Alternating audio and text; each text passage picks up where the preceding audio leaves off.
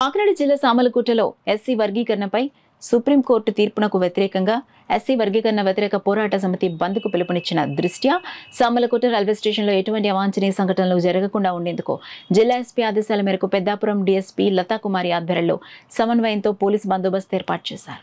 పటిష్ట బందోబస్తు ఏర్పాటు చేసిన పోలీస్ అధికారులకు, పోలీస్ సిబ్బందికి, రైల్వే జీఆర్పీ సిబ్బందికి, రైల్వే ఆర్పీఎఫ్ సిబ్బందికి సామలకోట రైల్వే స్టేషన్ తరపున ప్రత్యేక అభినందనలు, కృతజ్ఞతలను స్టేషన్ మేనేజర్ ఎం రమేష్ తెలియజేశారు.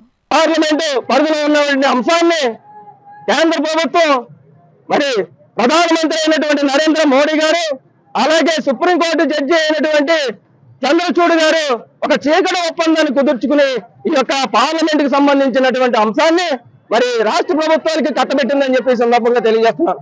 ఇదే సుప్రీంకోర్టు గతంలో మాకు సంబంధం లేని విషయం చెప్పేసి ఆర్టికల్ 341 ప్రకారంగా ఏవైతే ఆర్టికల్ 341 సెక్షన్ లో ఉన్నటువంటి ఆర్టికల్ మరి బహుళ జాతి ఎవరైతే ఉన్నారో జాతి షెడ్యూల్ కులాలు, షెడ్యూల్ తెగలు ఒక కులాన్ని కానీ ఒక మతాన్ని కానీ ఇందులో చేర్చవలసిన అంశము ఒకవేళ తొలగించే అంశం ఉండదని చెప్పేసి మరి విభజించే హక్కు మాకు లేదని చెప్పేసి చెప్పింది.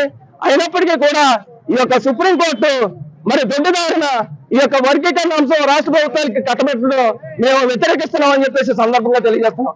ఇందులో మరి చంద్రచూడ్ గారు 292 పేజీలు రాసి వర్గీకరణ మరి సాధించే క్రమంలో క్రిమినల్ కూడా అప్లై చేస్తూ ఈ యొక్క క్రిమినల్ ని మరి తీసుకొచ్చి మా షెడ్యూల్ కులాల్లో చేర్చడం జరిగింది. దీన్ని మేము తీవ్రంగా వ్యతిరేకిస్తున్నాము. అంతేకాదు దీని మీద హైకోర్టులో, సుప్రీంకోర్టులో బిల్లు కూడా ఏదలుచుకున్నాము.